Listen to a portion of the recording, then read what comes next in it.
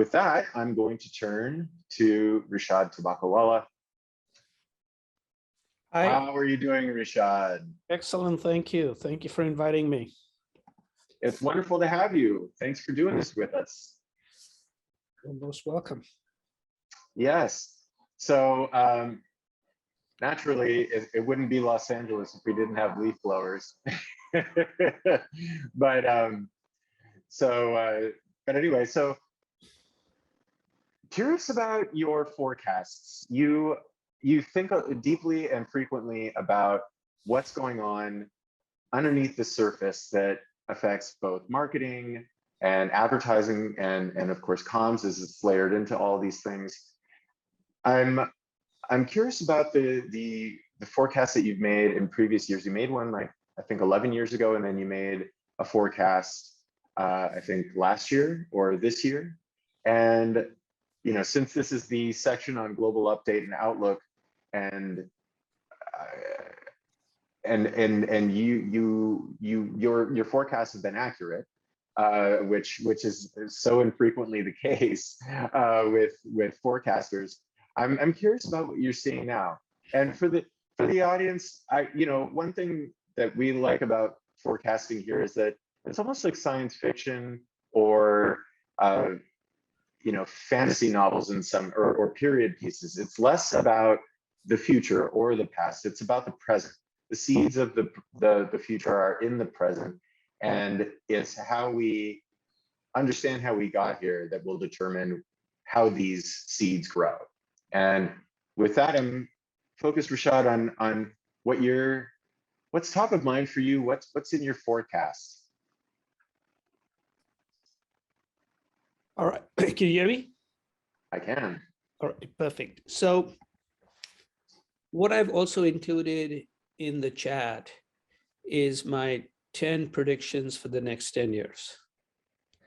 And to the point you made, 10 years ago, I wrote a piece for what is the Wall Street Journal of India called The Economist or the Economic Times, and made 10 predictions. And I've linked to those original 10 predictions in the thing that I put in the chat. And I got all 10 right. So 10 years later, all 10 were right. In fact, they were so right that a lot of people believe that I wrote it a year ago and not 10 years ago.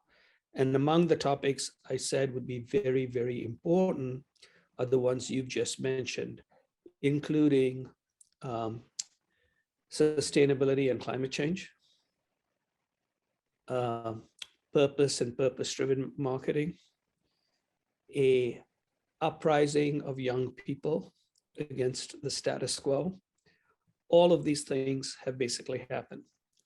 So looking ahead, a lot of those predictions still remain true, but I'm not talking about what currently exists, but what is likely to happen.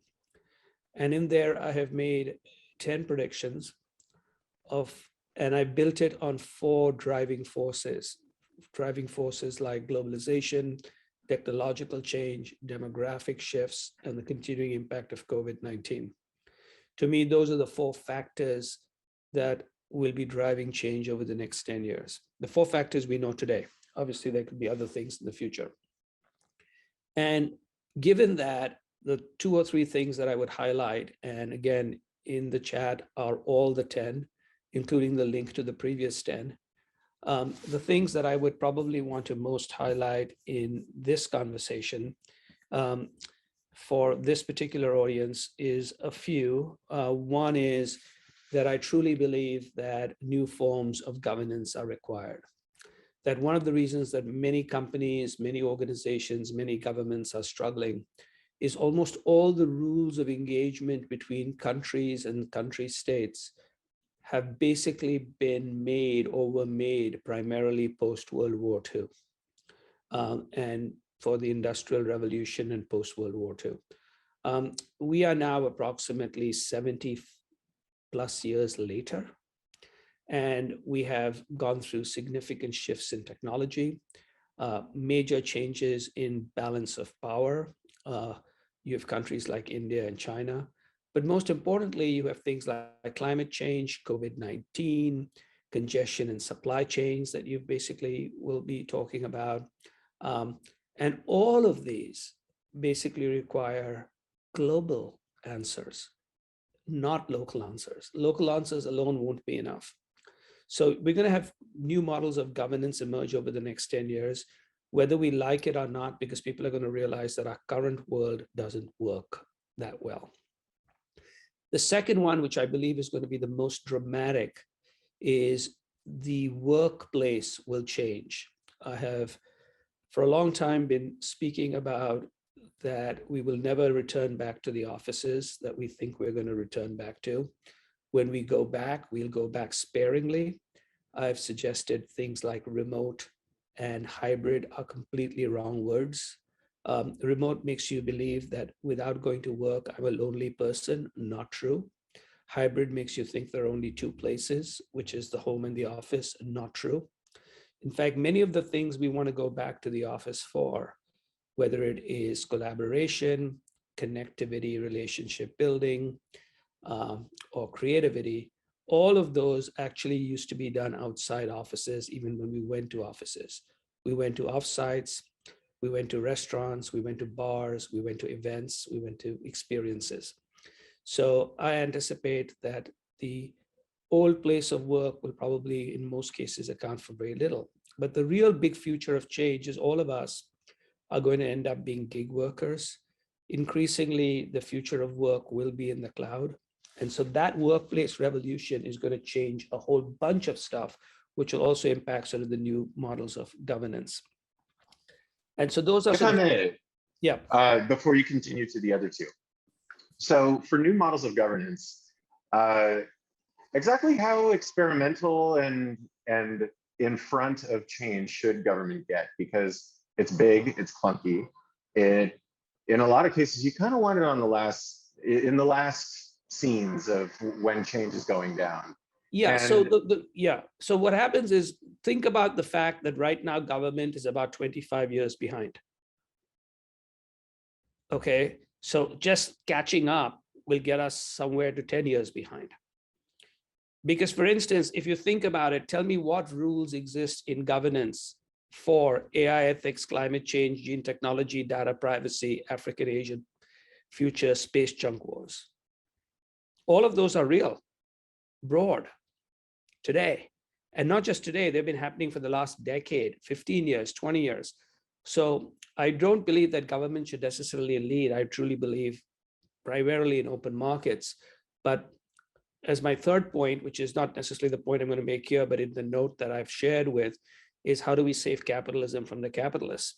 My basic belief is without some form of governance, you're going to basically have revolution. And so, to a great extent, we need some form of governance and new models. And these new models are just models that catch up. We have to go past the models designed for 1950 and 1960. We're living in 2022. So on some of those issues, you do have initiatives like GDPR, and now something that we'll get into later today, like DIPA. I think one thing that you're getting at is that in the absence of people getting into this and folks running into all kinds of problems with misinformation, disinformation, response to pandemics and election tampering, and then of course, whether it's non-tariff barriers to tech giants, or they genuinely care about privacy, or they want to lead, there are all these motivations for coming out with countries' own national standards on things like privacy. But one thing is for sure is that the United States is not leading these things. Right. And is your comment, pardon me, international and global, or is it focused on the United States and its lapse in leadership in these moments, or is it from the ground up? I would say people want something new. I would say it's global, and what is tending to happen, also some of the things that you have mentioned, all of which are interesting, most of them occurred over the last 3-4 years, right? To start taking, to recognize that many of these problems existed for 10 or 15 years. And so I would say in the next 10 years, as all of these things scale, the impact of climate change, the impact of gene technology, the impact of AI, right? we have to start thinking about what that is. And almost all of those become somewhat global, because to a certain extent, at the currently, when it comes down to AI and biotechnology, which are very, very closely aligned, especially certain parts of gene technology, right now, because of the lack of privacy and other kinds of rules or lack of rules, in some ways, China is going to lead. Because they have the ability to basically get the private health data of all 1 billion people to feed both their technologies and their engineering. I'm not saying that's correct or right, but that's one thing to sort of recognize. At the very same stage, the true impact of how fast AI is advancing, and it is advancing, by the way, twice as fast as Moore's law, which basically means it'll be rather formidable in the next 2 or 3 years. So we have to think about those. I'm not against suggesting that the government lead any of these, because you need those to basically happen through science and free markets, etc. But the reason we are now struggling is because everyone has basically not thought about the future and the globe, and everyone has thought about the past and local. And I'm not saying the past or the local doesn't matter, but you have to think of those connected. And most of the struggles we're now having is new models of governance. So that's the reason I say we need that, as well as, whether we like it or not, there is a workplace revolution. And we don't even need a new strain to let people know that the office is really a thing of the past, unless you work in dentistry or in a warehouse. And I've written a lot about it, and I speak to a lot of boards who are now understanding. And for a lot of people who go back to the office, they begin to realize that their sense of nostalgia suddenly disappears once they go back. And I'm not saying people in human connections are not important, but they don't have to be done 3 to 4 days a week or 3 days a week at the office. And most of the time, those can be done 1 week a quarter, and it can be done at a third location. So that's sort of like 2 of the big ones there. My third one is really a cluster, which is 4 big industries are going to basically drive lots of the future. And those 4 industries are going to be dramatically changed. And in most countries of the world, they account for between 35 and 50% of the GDPs of those countries. It's about just over 40 in the United States, which is the financial markets and finance, driven in part by Web 3.0, distributed finance, crypto, the web, etc. Second is healthcare, which in the United States is a travesty. One of the key things is healthcare is going to have to be mobile, and it's going to have to be universal if you want the future of work and the future of flexibility to actually happen. Because right now, the absence of healthcare that you can move with makes people stick with companies they don't want to stick to. And so there's an entire thing about healthcare that is going to happen, and in part also driven by the science of biotechnology and gene technology. The third area, not surprising, is education, which again, here in the United States, there's too much spent on education, but that doesn't go to educating people's minds. They go to basically building buildings and sports stadiums and a whole bunch of other stuff. And so people began to realize post-COVID, as they saw what they were paying for these $50,000 schools, people are going to say, wait a second, what's going on? Countered not only with the Coursera's, et cetera, but with Google certificates and other certificates. You may not necessarily have to go and pay an arm and a leg and take on a whole bunch of debt for education that very quickly declines in its half-life, and there'll be new ways of education. And finally, another big industry will be automobiles, where a friend of mine, Terry Cavaggio, has rightfully said, at least I believe rightfully said, that the metaverse will first occur, not in a Oculus helmet, but at scale it'll occur in the automobile. Because if you think about modern automobiles with voice, augmented reality, software, it's much more likely to occur there than anything else. So those 4 sectors are going to be the driving sectors, very revolutionary, and those account for 1/3 to 50% of GDP in most advanced countries. So that's my third thing. And then my last one is really something that people are underestimating in this world of data and technology and supply chains is the rise of creativity. I believe what you're going to basically see is the biggest renaissance of creativity and what creativity is, not only creativity in sciences and arts, but we're going to finally see the unbundling. We've seen the unbundling, for instance, of the song from the album. We've seen the unbundling of the television show from the network programming grid.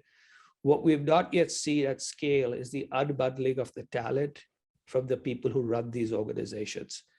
And with a combination of Web 3.0 technology, whether it's NFTs, whether it's other stuff, but also just broadly new tools, broader tools, new platforms like TikTok, et cetera, you're going to see in every industry a massive rise in creativity, because I believe technology will become, in most companies, including data, will basically be undifferentiable. Everybody will plug into the cloud. You're able to plug into, just as of yesterday, Goldman Sachs's best data via an AWS cloud. So it'll be, what does the human mind bring to it? That'll create the next renaissance. That is something that we'll talk about tomorrow too. Not necessarily the broad implications of what you described, which I find fascinating, but also my risk-minded hat is deeply concerned about, because if you put that much power in people's hands, we thought that the internet, with all that information, you've got the Library of Alexandria at your fingertips, and what do people do? We just found out they figure out how to storm the Capitol building. But but tomorrow we'll be getting into some of the things around, like, how do you actually capture some of these abilities and tools and methods, because and use them in the space of e-commerce or digital, which is really just another way of saying, I think, using commercial methods without traditional commercial means, right? And without the two things really. One is having enabling technologies that you could never afford in the past, combined with distribution networks that are increasingly going to be faster and broadbandish, more than broadbandish because of 5G, right? Combined with new ways of showing both provenance and other things that come with smart contracts as part of the blockchain. Those three things in combination is really, I tell people that whether you believe in any of these things, crypto, Bitcoin, blockchain, let's say you believe in nothing, just pay attention to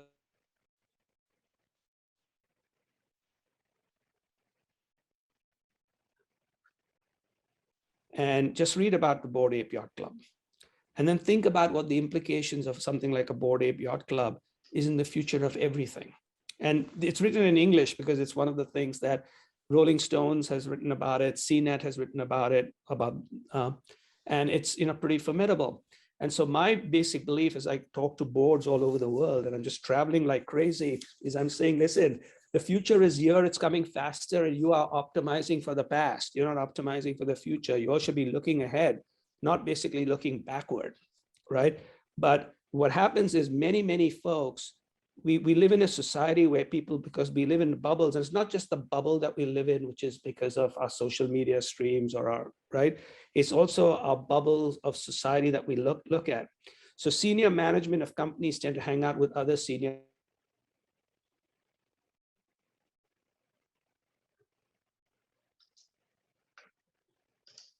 that when big automobile companies were looking at each other, here came Uber and Tesla.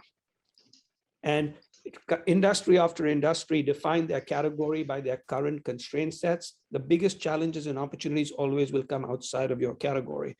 And that will be a huge form of creativity. I'll give you an idea. I reach more people, right, on certain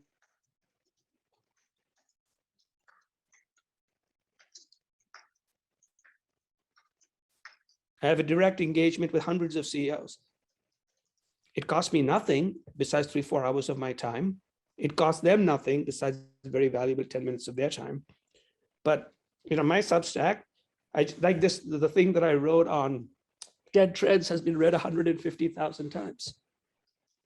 Right. So Rishad, let me ask you this. Yeah. What do you Yeah, think is behind the push for decentralization? Do we see it as a collapse in trust? That's kind of where I lean. Do you see it as the desire to have that power, or the knowledge of what to do with it? I think, believe look, this. I basically believe that every human wants to have godlike power. And companies that enable them to have godlike power are companies that win. So Google gave me godlike power. Apple gave me godlike power. To a certain extent, Facebook gave me godlike power. And we as human beings want to be the gods. Like I've basically said, that's what's happening. And so to a great extent, what we want to basically have is the ability to communicate, the ability to connect, the ability to create, right? Without having a whole bunch of people telling us what we can or cannot do. I'm not saying whether that's right or wrong, but that happens to be, increasingly sort of human. I think the real unleashing of the creativity is Web 2.0 ended up being closed. Web 3.0 is going to be open in three ways. It's going to be open. In fact, most software today is open software, open source software. It's primarily Linux. Second is it's going to basically be composable. So it'd be like Lego blocks that I can basically connect things in different ways. And then it'll be democratized, which is we don't have to go to a center. One of the reasons the big banks for many, many years was shitting on crypto is because they realized that crypto takes the power away from them. Okay. And I'm not saying crypto by itself, but the blockchain and other kinds takes power away from them. And the trend has been for power to go away from the center. It's the history of power. Now, obviously, in some cases, there's a reverse to it, which you see in China and Russia. But in end, I really truly believe that this is going to individual with godlike power. I recognize that gesture. That reminded me of my days at JNU. So these are powerful points, and I tend to be a naysayer on crypto and blockchain, and mostly on crypto, simply because when I think of a country like India, and folks called me in the early days. They were like, Julian, we know that you spent a lot of time there. You know a lot of folks there. Can you help us get into India with crypto? And I said, what is it that you're doing?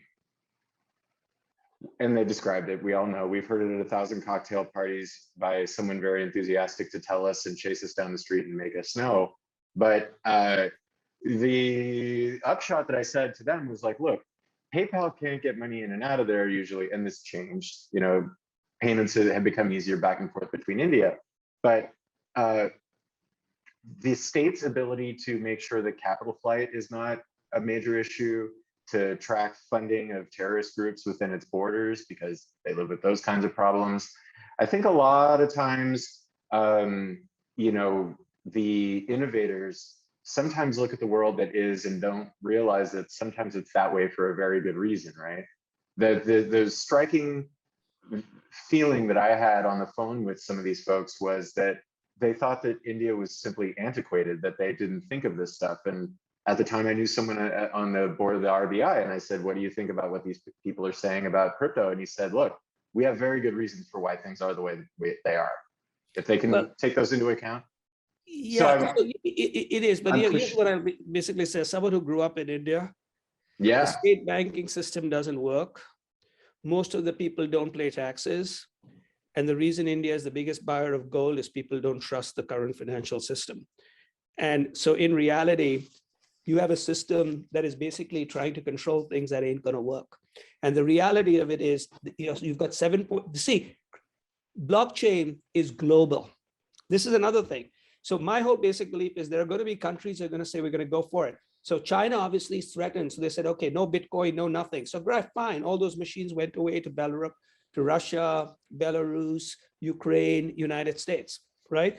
The world is moving so fast, so quickly, with so many creative people that's a rule of governance. You want governance, come up with a governance rule. But you cannot come up with a governance rule that basically says you can't create wealth and you can't create creativity. That's stupid. Right. Yeah, I think that what was striking also in those conversations was just the assumption that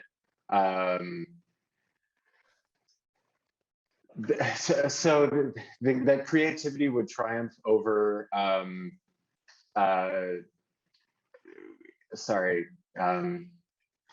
creativity would account for all the rules, right? So for instance, people getting locked out of their whatever the wallet, right? The wallet. Yep. in all of these things that we hear about, people like forgetting the password or someone dies or something like this, and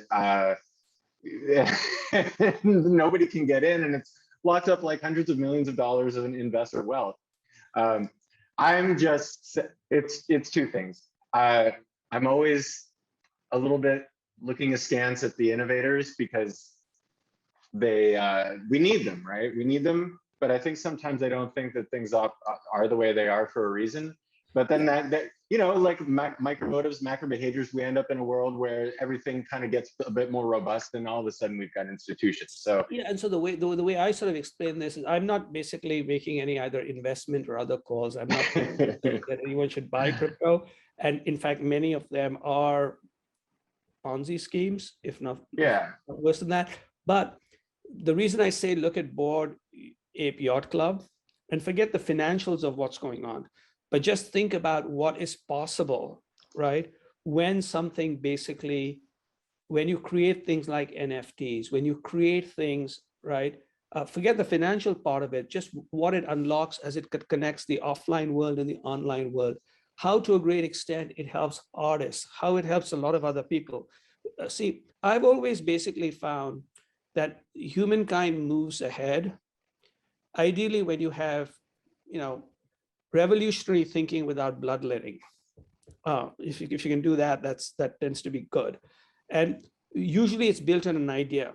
And when you think about whether it's the United States is built on an idea. And at some particular stage, people then try to freeze it, who are in charge or in power, and say, this is the way it is because this benefits us. But there's another group of people who come around and say, but that doesn't benefit us. And one of the biggest things that I've truly believed is one of the fundamental challenges that we had with Web 2.0 is, for many of the companies we created, here's what we did. We created the content, we gave them our time, we brought our networks, and what did we get in return? Likes. Yeah. Right? That doesn't work. That doesn't work. And that's the reason why Zuckerberg is now panicking, because he's got AOL. He's got the equivalent of AOL when the Netscape browser came out. That's what current Facebook is. It's AOL about to be eaten by Web 3.0. So he's trying to create his version of Web 3.0, which is kind of intriguing and interesting. But my whole sense is there are companies that are already way ahead of him, including Microsoft. Let me ask you this then too. I mean, and this really gets, I think, to who actually cares about privacy?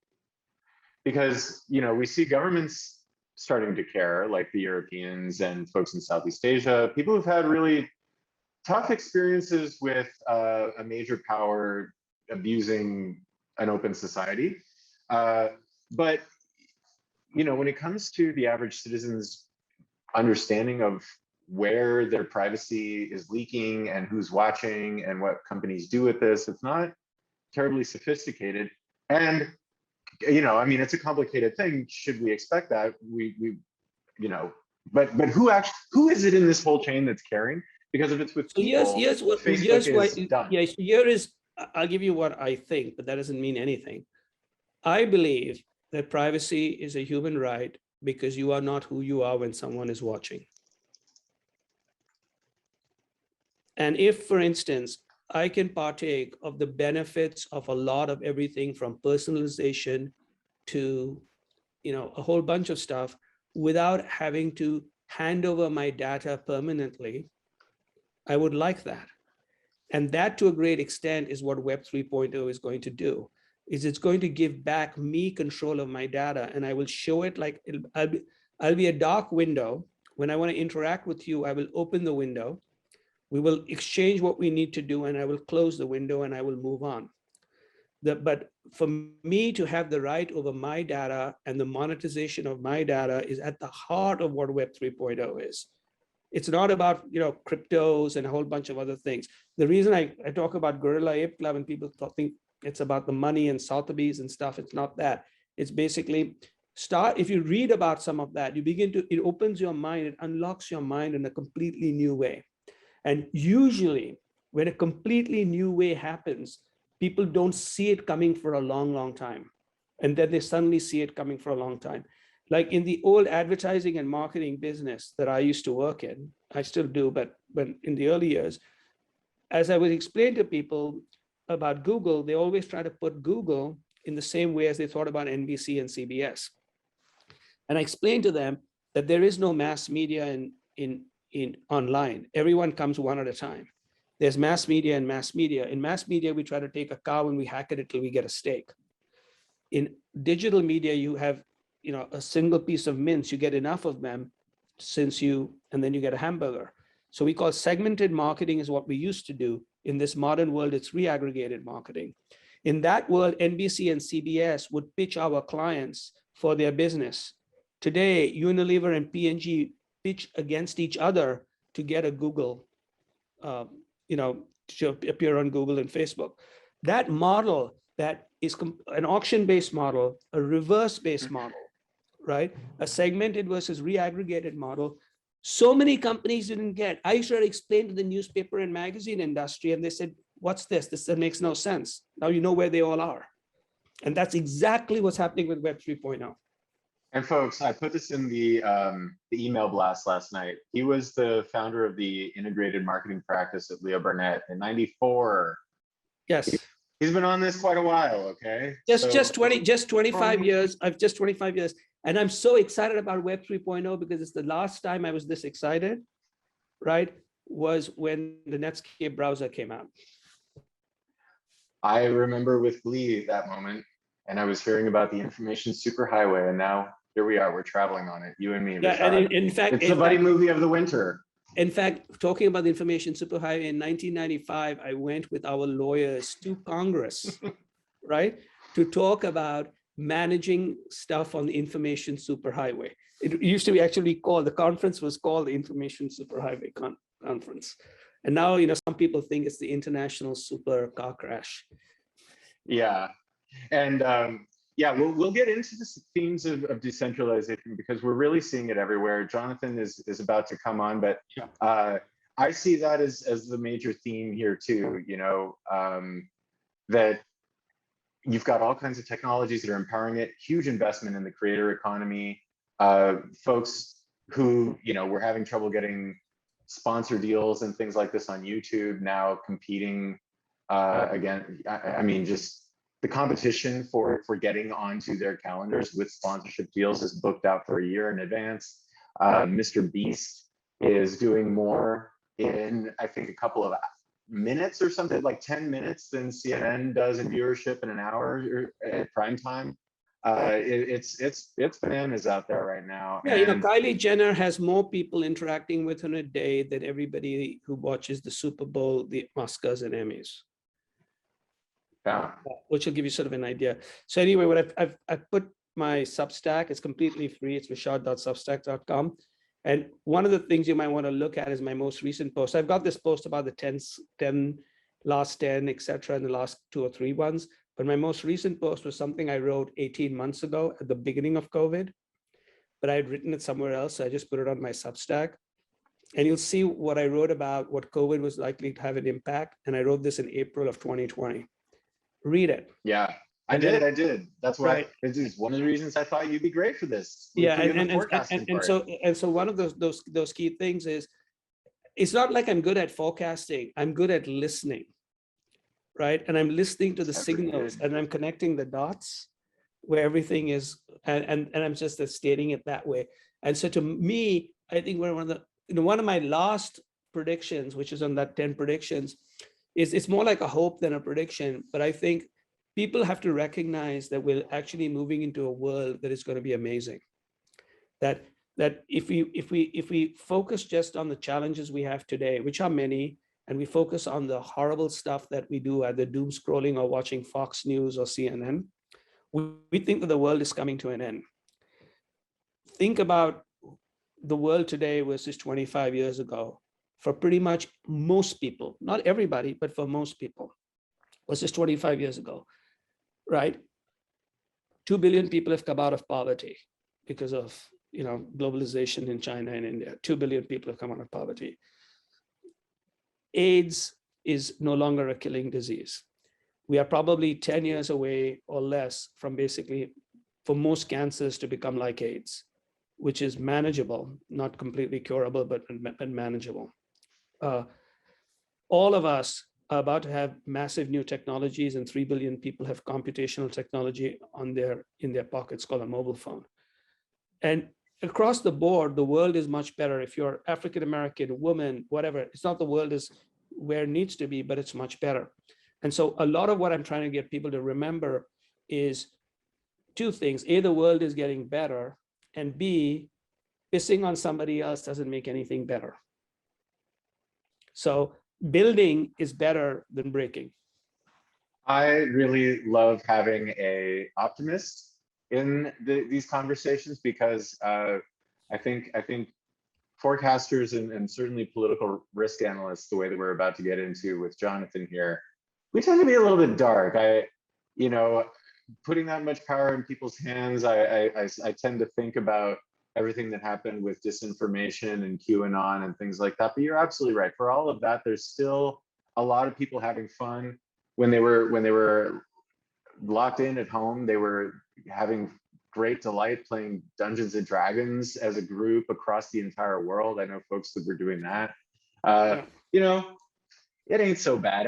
And I'm glad you mentioned the China and India part, because I was going to raise that as an item in your new models of governance thing, because when we think about what alleviates poverty in the world, or what helps people live better lives, with a few well-designed policies, they completely obliterated every single effort of every NGO combined over all history in lifting people out of poverty.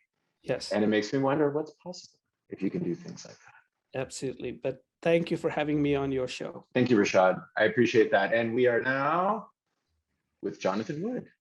Thank you again, Rishad. Appreciate it. Bye-bye.